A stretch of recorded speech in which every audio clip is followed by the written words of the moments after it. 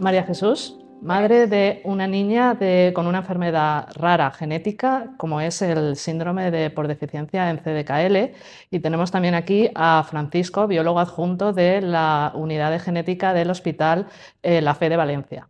Muchas gracias a los dos por estar aquí y por aportarnos esa visión complementaria, esas perspectivas complementarias de lo que supone el diagnóstico genético de una enfermedad rara. Gracias a vosotros por invitarnos. Gracias a vosotros. María Jesús, cuéntanos, ¿cómo empezó todo? ¿Cómo detectasteis que Claudia tenía una enfermedad? Pues mira, hará prácticamente un año, el día 5 de junio del 2023, le faltaban 3 días para cumplir 2 meses, y vimos que hizo como un movimiento extraño, como 3 pataditas rítmicas. Me sorprendí, pero no le di mayor importancia porque ni de broma me imaginaba que eso iba a ser lo que realmente ha sido. Así que nada, en el transcurso de las próximas 24 horas lo repitió 3 veces más, y la cuarta vez sí que lo vi claramente y veía, o sea, toda su parte izquierda se movía de forma rítmica y claramente, pues bueno, eso no tiene buena pinta, nos asustamos muchísimo y nos fuimos a La Fe. Y es así cuando me di cuenta de que algo no iba bien, porque claro, como madre tú esperas un resfriado o una conjuntivitis, no te esperas un síndrome por deficiencia CDKL5 con epilepsia refractaria y fármaco resistente. ¿Y cómo fue el proceso desde la confirmación de que algo no iba bien al diagnóstico genético? ¿Y cuánto tiempo transcurrió? Pues mira, esto que te dije que ingresamos, el primer ingreso fue solamente de 3 días, le dieron un tratamiento, reaccionó bien a ese tratamiento y nos enviaron a casa, pero 9 días después volvimos, y es ahí cuando realmente nos dimos cuenta de cuando te decían epilepsia de difícil control, si no conoces o no has tenido familiares o amigos cercanos con epilepsia, tú realmente no entiendes qué significa eso de difícil control o refractaria, hasta que efectivamente 9 días después tenemos que volvemos a ingresar, esta vez ya casi un mes en La Fe, y ahí sí que hubo como mucho baile de medicación, probando que le funcionaba, que no, y claro, era muy bebé, tenía solamente 2 meses, esta medicación es muy fuerte, con efectos secundarios muy potentes, y entonces, claro, se la iban introduciendo muy progresivamente. Claro, estando ingresados le hicieron de todo, le hicieron análisis de sangre, todos los habidos y por haber, un test genético que yo no pedí, o sea, entendí que era el protocolo que se seguía en La Fe. Le hicieron una punción lumbar para extraerle líquido cefalorraquídeo, le miraron los ojos, los oídos, o sea, ellos claramente, el equipo médico estaba buscando algo más, estaba buscando claramente un síndrome, estaba buscando pistas que le pudieran decir por dónde iba, pruebas metabólicas, bueno, un sinfín de cosas que le hicieron durante las 3 semanas que estuvimos ingresados. Luego estuvo 6 días seguidos sin crisis y es entonces cuando nos enviaron a casa y claro, la pregunta insistente mía era de ¿pero va a tener más? Y ellos te decían no te lo puedo decir, porque cada niño reacciona de una forma, ahí no se sabía todavía lo que tenía, ¿eh?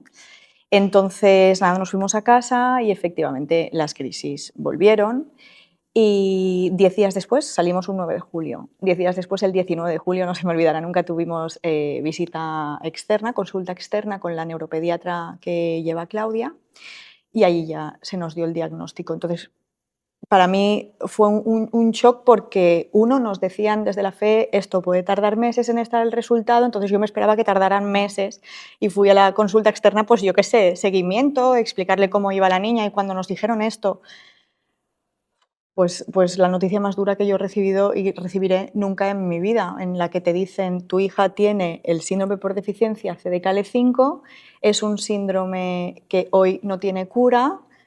Hay pocos diagnosticados, los que hay tienen un pronóstico muy malo. Esto conlleva problemas en el desarrollo neurológico, cognitivo, motor. Y tú sales de la consulta. Es que no lo acabas de no lo procesas en ese momento. Perdón, que mi hija, que está perfecta, excepto las crisis, la ves perfecta, tiene esto que me estás diciendo que no tiene cura. O sea, se te desmorona el mundo. ¿Cómo recibiste el diagnóstico? Pues en nuestro caso el diagnóstico lo recibimos fue muy precoz, fue muy rápido todo, porque salimos después de prácticamente un mes ingresados por segunda vez. Salimos el 9 de julio y el 19 tenía consulta externa con la neuropediatra que lleva Claudia, mi hija, y y ahí ya nos dieron el diagnóstico y no me lo esperaba porque desde la FE cuando estábamos ingresados nos decían que esto tarda meses y meses, 5 o 6 meses, entonces yo me esperaba acabar el año sin saber que tenía la niña. Además, que cuando le hicieron el test genético miraron 600 genes y nos decían puede que esté entre estos 600 que estamos buscando o no. O sea, sí que nos daban la posibilidad de puede que te vayas a casa sin un diagnóstico, lo que no significa que la niña no tenga nada. Algo tiene, pero no sale. Pero afortunadamente sí que estuvo reflejado entre los 600 que le miraron y tiene la mutación del gen CDKL5, que es el síndrome que tiene la nena, el síndrome por deficiencia de CDKL5. Y ya te digo, fue un diagnóstico muy, muy duro, porque como he dicho antes, no te esperas esto, nadie se espera una noticia tan devastadora. Entonces, claro, te dicen, hay muy pocos diagnosticados, los que hay tienen un pronóstico muy malo, una grave afectación del neurodesarrollo a nivel cognitivo, motor y tropecientos mil síntomas más.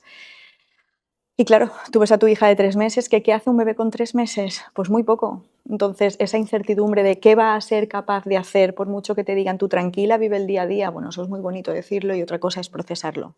Y entonces, ya te digo, fue muy pronto. Agradezco que fuera tan pronto, porque enseguida empezamos a activar, ¿no? De decir, te pasas 2 días llorando y luego dices, ¿qué puedo hacer yo como madre para ayudarla? Y así fue. O sea, muy pronto, afortunadamente muy pronto, pero una bofetada muy grande que no te esperas. Francisco, en un caso como el de Claudia, ¿cómo se realiza el diagnóstico? ¿Cómo se plantea el diagnóstico? Bueno, ya está protocolizado en la FE que sobre todo ingresos de niños, de bebés, de lactantes, con una epilepsia de inicio precoz, de pronóstico que ya pinta mal, se le da máxima urgencia el buscar la causa. Buscar la causa, el primer paso es el estudio de secuenciación de todos los genes que puedan explicar esta, en el fondo es una encefalopatía epiléptica. A veces es una epilepsia benigna de muy buen pronóstico, otras veces es todo lo contrario, como el caso del CDKL5, que antiguamente se lo consideraba una variante del síndrome de Rett. Es otro trastorno grave del neurodesarrollo, también devastador, son primos hermanos. Y el motivo de la urgencia es, pues bueno, sobre todo porque esto ayuda mucho a los clínicos, a neuropediatras, a orientar, a manejar el paciente, qué casos son los que no necesitan intervenir, qué casos son los que tienen que aplicar todas las medidas posibles para tratar de atajar esas crisis. En última instancia, se sabe o se sospecha que pueden, a su vez, acumular un deterioro cognitivo. Y es el motivo por el cual se les considera estudios urgentes. En el caso de Claudia, además, entre comillas, hubo la buena fortuna de que enseguida se vio una variante que ya estaba descrita, conocida, se había descrito en otras pacientes porque casi siempre son niñas y son sobre todo niñas porque están en el cromosoma X, aunque también puede afectar a niños. Y los casos descritos es que clínicamente encajan con esta encefalopatía epiléptica y son todo mutaciones de novo, no pueden estar en una persona sana, no se espera. En casos como este, el diagnóstico genético pone nombre a las enfermedades raras. ¿Cómo ha evolucionado este diagnóstico en los últimos años? Uf, podría decir que ha sido un giro copernicano, perdón, en el sentido de que ha cambiado radicalmente. Hace no muchos años el estudio genético era dirigido o bien a un gen que a su vez había que analizar trocito a trocito, o sea, no era un solo análisis, sino que eran varios, y buscar algo, luego el siguiente, luego otra técnica, a ver si es una delección. Entonces era muy, digamos, muy artesano. En los últimos años ya se ha estandarizado y se ha desarrollado en prácticamente todas las unidades de genética los estudios de secuenciación masiva y eso permite obtener la secuencia de ADN de una persona de todos los genes, al menos de aquellos genes de los que se sabe qué consecuencias clínicas hay, los que te permiten llegar a diagnosticar una enfermedad genética. Y en el caso, como decía, de las encefalopatías epilépticas, esto se le da máxima prioridad por el motivo de que puede ayudar al manejo del paciente.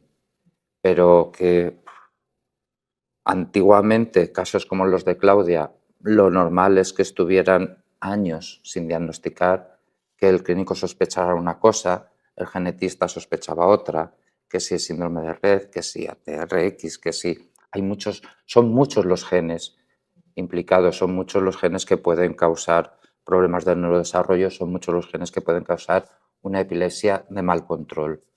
Y ahora el hecho de poder empezar a revisar la secuencia de todos esos genes simultáneamente, aunque sea un proceso complejo, elaborado, pero ha facilitado enormemente. Me la imagino labor. que habréis tenido que evolucionar vosotros, los profesionales, de forma paralela a todos estos avances. Pero a marchas forzadas, sí. Sí, no, y además, a ver, era una necesidad que había candente, por el motivo de que, como decía antes se hacían muchísimos estudios genéticos muy específicos, muy concretos, casi siempre negativos, no se llegaba a una conclusión y eso hacía que se demorase y hubiera que hacer. Entonces, esto ha facilitado enormemente la tarea, como digo. De hecho, por lo que comenta María Jesús, su caso fue muy rápido, pero existen otros casos en los que han tardado incluso décadas en ser diagnosticados. Comentas que antes se funcionaba de otra manera. ¿Hay algunas otras causas por las que, por esta discrepancia entre un diagnóstico de meses a un diagnóstico Sí. de años? A ver, hay muchas. Una de ellas, digamos, es el momento, como la evolución ha sido tan rápida, es el momento en que empieza a ver los síntomas y cuando, digamos, el clínico está más demandándonos los estudios genéticos. Y la otra es por la propia variabilidad, porque hay muchísimas enfermedades de base genética, no se conocen todas y a día de hoy, por muchas técnicas y por muy modernas que sean, hay casos similares a los de Claudia en los que no se llega a un diagnóstico, probablemente porque o bien se deben a un gen que todavía no se ha descrito y nadie mira porque veas lo que veas en ese gen. No implica un diagnóstico, no sabes las consecuencias, no sabes el patrón de herencia, o bien porque se localizan en una zona que, digamos, que nadie se espera y en la cual es muy difícil interpretar las variantes, que son cambios en la secuencia de ADN. Si están en secuencia codificante, más o menos los tenemos controladas, se pueden predecir. Si están fuera de la región codificante, la biología tiene que avanzar mucho para saber interpretar cuando realmente un cambio en el ADN tiene una consecuencia en la persona y cuando no, es una variante neutra que no tiene ninguna trascendencia.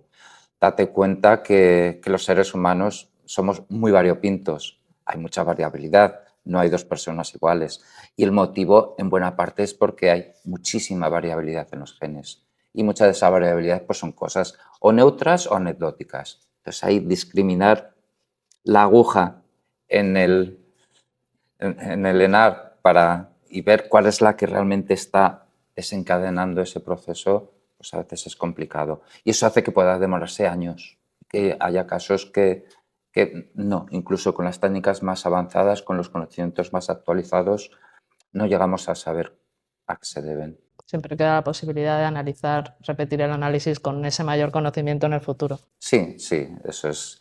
Estamos de hecho, es algo generalizado que se hace en todos los laboratorios, el reanálisis de aquellos casos negativos actualizando los conocimientos, las bases de datos y los genes diana, genes que pueden explicar esos síntomas. Volvemos otra vez al momento del diagnóstico, María Jesús, porque también vosotros también tuvisteis una consulta, o sea, coincidisteis en una consulta para que te dieran el diagnóstico genético. ¿Cómo fue esa consulta para ti? Pues justo en la misma consulta en la que me estaban dando el diagnóstico de mi hija, ahí ya nos dijo la neuropediatra lo que ha comentado el doctor, que, bueno, muy probablemente era de novo, pero si queríamos descartarnos podíamos hacer un análisis genético los padres, mi marido y yo. Entonces accedimos y fue así cuando nos conocimos y efectivamente es una mutación de novo, pasa una vez cada 45.000 casos, nos ha tocado a nosotros porque sí y ya está. Si es que no hay más, luego puedes, ¿por qué a mí? Y estas cosas. Yo no tengo tendencia a pensar de esta forma, pues me ha tocado a mí, como a otra persona le toca otra enfermedad, como a otra persona le toca la lotería y ya está. Sí, ahí sí me permites, la consulta de consejo genético es muy útil de cara a asesorar y acompañar a la familia de cara si se plantean tener más descendencia, si se preocupan por otro hijo sano, por una hermana, pero también es bueno en el acompañamiento psicológico de entender un poco estas enfermedades en la medida de posible, de aceptarlas y de saberlas llevar, de saberlas llevar. Iba a decir con naturalidad, no es con naturalidad, porque eso no es posible, La pero naturalidad que te fuerza la vida a tener, porque no hay otra. internalizarlas de una forma que no sean algo extraño, que no sean una espina que te muerde cada día. Al final, en nuestro caso, yo tengo otra hija, entonces, bueno, pues pasas ese duelo inicial, ¿no? De que me tengo que ir a ausentarme muchísimo de casa porque estoy ingresada con mi hija pequeña, pero la otra hija también tiene necesidades, entonces esa fase no fue nada fácil. Porque una cosa es lo que tú estás pasando como madre de escuchar lo que le va a pasar o le está pasando a tu hija pequeña, pero claro, la logística familiar, ¿no? Un poco como todos remamos en la misma dirección, pues bueno, esto fue un proceso duro, pero todo esto venía porque es nuestra normalidad. Mi hija mayor, la normalidad de mi hija mayor, tener una hermana pequeña, es tener una hermana pequeña como mi hija Claudia. Enferma, sí. Con crisis epiléptica, sí. Afortunadamente, por ahora estamos muy contentos en cómo está evolucionando. ¿Qué pasará dentro de 10 años? No lo sé. Te lo diré cuando pasen 10 años. Y esto es lo que estamos aprendiendo a convivir con ello, ¿no? El vive el día a día es esto, decir, ¿qué pasará? No lo sé. En cualquier caso, cuando tus hijos son sanos, pues ¿qué pasará con 10 años? Que le apuntarás a judo, que irá a natación y en este caso podrá caminar, podrá hablar. No lo sé. ¿Se remitirán las crisis epilépticas? ¿Seguirán igual? ¿Tendrá más? No lo sé. Entonces, te lo decía por eso, porque el naturalizarlo todo dentro de casa, ¿no? El que mi hija mayor entienda, pues eso, que de vez en cuando nos tenemos que ir al médico, que de vez en cuando desaparecemos, porque a lo mejor son pruebas de media hora u otras pruebas requieren ingresos, en fin. Y en vuestro caso, que recibisteis un diagnóstico tan temprano, ¿qué impacto ha tenido esto, no sé si sobre el tratamiento o sobre el manejo de la enfermedad? Claro, de nuevo, mi hija tiene ahora 14 meses, es muy pequeñita, entonces, ¿qué impacto tiene a largo plazo? Pues tenemos que esperarnos más años para ver. Lo que sí que está claro es que en el momento en que nos dijeron el diagnóstico, yo por mi carácter, pues es lo que te digo, me permití un día y medio de llorar, pero luego seguía llorando pero haciendo cosas, me explico. Sabía que no quería estar en una esquina esperando que pase el tiempo y que alguien venga a darnos la solución, por decirlo así, ¿no? Entonces empezamos, pues nos asociamos, allí nos sentimos súper bien tratadas porque te dan ese apoyo que necesitas cuando recibes un diagnóstico tan duro. Movimos, bueno, porque luego entras en un mar burocrático que esta es otra historia. O sea, tú tienes que digerir un poco lo que te está pasando a nivel, pues eso, el dolor del diagnóstico, pero luego tienes que solicitar la discapacidad, solicitar la dependencia, por tener un hijo con cáncer u otra enfermedad grave y la encefalopatía epiléptica está dentro de enfermedad grave, tienes acceso al cuidado del menor, lo que significa que uno de los dos progenitores puede reducirse la jornada laboral. En fin, hay una serie de información que ni te planteas ni sabes y tienes que hacer. Y para activar la atención temprana tienes que pasar por aquí, notificarlo a su pediatra de cabecera, que te haga los papeles necesarios para poder solicitar atención temprana. Como era julio, activamos todo y solicitamos todo, pero en agosto se paraliza todo y hasta septiembre en realidad mi hija no empezó a trabajar. Entonces, te puedo contestar cómo está yendo hasta ahora. Pues la niña va muy bien dentro de la situación, tiene 14 meses, debería de gatear muy rápido o empezar a andar. No está haciendo ninguna de las dos cosas. Lo que sí que hace, se ha consolidado la posición de gateo, repta hacia atrás, se sienta, aguanta postura, lo que es súper positivo porque esta enfermedad es muy común, una hipotonía muy grave. Hay niños que ni siquiera pueden sujetar su propia cabeza. Entonces, dentro de la situación, pues es menos alarmante en ese aspecto. Entonces, ¿qué parte tiene de que la afectación de la niña es menos y qué parte entra la atención temprana? No te lo sé contestar. Lo que sé es que todo lo que está en mi mano se lo doy. Entonces ella va a atención temprana 2 veces a la semana, va a terapia acuática, que no es aprender a nadar, es fisioterapia dentro del agua 1 vez a la semana. En casa la estimulamos constantemente. 1, con intencionalidad de los padres y 2, por lo que te he dicho de la hermana mayor que está encima de ella, haciéndole bromas, jugándole, leyéndole, en fin.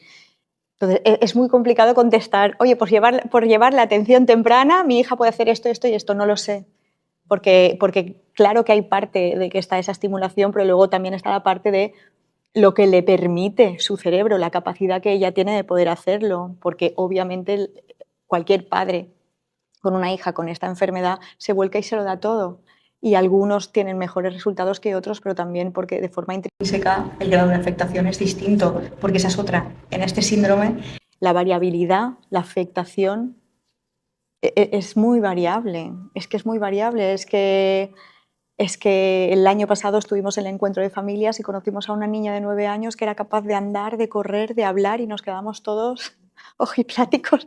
Y luego hay niñas que están muy, muy, muy, muy, muy afectadas, porque es un síndrome pues, que afecta a la persona en sentido global. O sea, hay afectación del neurodesarrollo, problemas cognitivos, problemas motores, gastrointestinales, afectación del sueño, una hipotonía muy exagerada en muchísimas ocasiones, autismo, o sea, es que afecta muchísimo. Entonces, el espectro en realidad es muy amplio y muy variable. No sé si Francisco puede aportar aquí, si hay Sí, ciertas variantes asociadas estaba pensando. A ver, en parte esta variabilidad sin duda se debe a la propia causa genética. Hay casos que se han descrito varios y hemos diagnosticado alguno que se deben a una delección, a que se ha perdido el gen o un trocito del gen, pero está en mosaico, no está en el 100% de las células. Y eso hace que la afectación, la medida que esté menos presente en las neuronas, la pérdida de este gen va a hacer que la afectación sea más leve. En el caso de Claudia, como en otras, es un cambio de aminoácido, no es una anulación completa de la función del gen, es que no funciona bien. Entonces ahí hay cambios de aminoácido, digamos, más graves y menos graves, que permiten una cierta actividad. Entonces, sin duda, siendo el pronóstico a priori malo, los hay graves y menos graves. Exacto. Y luego la pregunta del millón. ¿Y cuál va a ser la afectación de mi hija como No madre? se puede saber. A genetistas, a No se puede neuropediatras, saber y esta es la porque respuesta siempre. además es que estoy convencido, lo hemos vivido con otras enfermedades más conocidas, clásicas, que la intervención temprana, todo el tema de estimulación precoz, aunque no lo parezca en el día a día, a largo plazo tiene efectos positivos. La intervención que se está haciendo ahora mismo con Claudia para tratar de controlar la crisis, creo que ahora mismo está en una dieta cetogénica, Sí. pues, posiblemente tenga unas consecuencias buenas. Esto, a ver, nos sale gratis ser optimista. Por el mismo precio, Bueno, hay pero que ser positivos en el sentido de esperar que sí que va a tener un rendimiento. y es lo que te digo, o sea, ¿puede tocar techo la dieta cetogénica? Sí, no lo sabemos. De nuevo, hay muchos niños, a unos les funciona mejor, a otros peor. Sí. En el caso de mi hija, ha habido mucho baile de medicación en relativamente pocos meses, es muy pequeña. Y lo que claramente ha tenido un impacto ha sido la dieta cetogénica, cosa que no me esperaba yo a priori, cómo la alimentación, en su caso, puede afectar de forma tan positiva la reducción de las crisis, cuando se está tomando medicamentos antiepilépticos realmente fuertes. Y si le quitas medicación antiepiléptica, pues también te evitas efectos secundarios que vienen con estos medicamentos. Entonces, bueno, es el caso de mi hija y luego hay mil historias completamente distintas porque yo formo parte de la asociación. Te iba a preguntar por la asociación, que qué significaba para ti que formar parte y, bueno, y cuál es vuestro objetivo. Pues a ver, yo primero entré como asociada de, me acaban de diagnosticar, contadme qué es lo que está pasando, qué se está investigando, a qué tenemos acceso y demás. Y luego, pues ya tiempo después, por mi carácter también, porque quiero ayudar lo máximo posible, pues me he metido en la junta directiva, formo parte de la junta directiva y entonces como asociación, pues bueno, son dos cosas. Como familia que recibe este diagnóstico, el apoyo de familias que han pasado o están pasando por el mismo sitio que tú, te ayuda. Te ayuda y te cuentan cosas que no conoces como la CUME, lo del cuidado al menor que te acaba de decir antes. Te guían un poquito en este proceso, ¿no? Es más fácil ir de la mano. Luego también el compartir situaciones similares con otras madres que están pasando por lo que tú, pues es que, en fin, somos humanos, ¿eh? Y somos seres sociales y esto ayuda mucho. Luego, a nivel asociación, ¿qué estamos haciendo? Pues dándole la mayor visibilidad posible a la enfermedad, porque si hay visibilidad, se conoce. Y si se conoce, puedes despertar la inquietud de la comunidad de investigadores que quieran investigar para encontrar la cura, porque hoy no tiene cura. y los niños no se merecen esto ni tienen la culpa de esto. Entonces lo que queremos es encontrar la cura que vaya directamente al origen, a la raíz de la enfermedad, porque ahora lo que hay son tratamientos antiepilépticos para reducir la epilepsia, pero ese es uno de los síntomas de los otros muchos que te he comentado. Entonces, pues eso, dar visibilidad, apoyar estudios clínicos, intentar fomentar la investigación a nivel internacional. Formamos parte de la Alianza Internacional del Síndrome por Deficiencia de CDKL5, también tenemos presencia en Eurordis en Europa.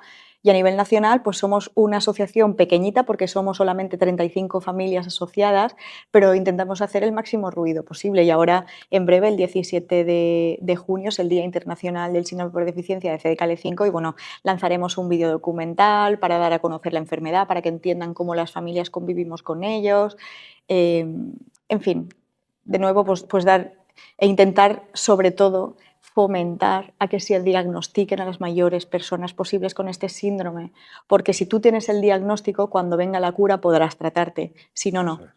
Y sin el diagnóstico haces menos ruidos. Cuantos más diagnosticados, a mayor número de diagnosticados ganamos todos. Ganamos todos, o sea, entonces lo que estamos intentando fomentar es eso, que se cambie a nivel protocolo, a nivel nacional, a nivel hospitales, que se cambie para diagnosticar a los máximos niños posibles, no solamente los que nacen, sino los que están y no tienen la etiqueta, no tienen el diagnóstico o el diagnóstico correcto. Bueno, María Jesús, Francisco, muchísimas gracias por aportarnos esa visión global del diagnóstico de una enfermedad rara como es el síndrome por deficiencia de CDKL5. Creo que así en global podemos resumir que el diagnóstico genético tiene un papel esencial para poner nombre y etiqueta a las enfermedades raras, que es necesario, digamos, disponer de personas formadas y que estén actualizadas con todas estas novedades. Sí, un voto, una llamada a favor de la especialidad de la genética a favor de la especialidad humana de genética, en este que país. España es el único país de la Unión Europea que no dispone de esta especialidad tan necesaria. Y, bueno, y también la importancia de que los diagnósticos lleguen a tiempo. Sí, que lleguen a tiempo. Es que, fíjate, números, no lo he dicho antes. Por prevalencia se estima que hay 400 personas en España con el síndrome por deficiencia de CDKL5. Somos 35 en la asociación y algunas más que habrá diagnosticadas que no se han asociado, pero pon 40. Es que fíjate si queda trabajo por hacer. Pues nada, muchas gracias y seguimos difundiendo el diagnóstico genético y la existencia de estas enfermedades. Muchísimas gracias por eso. Gracias.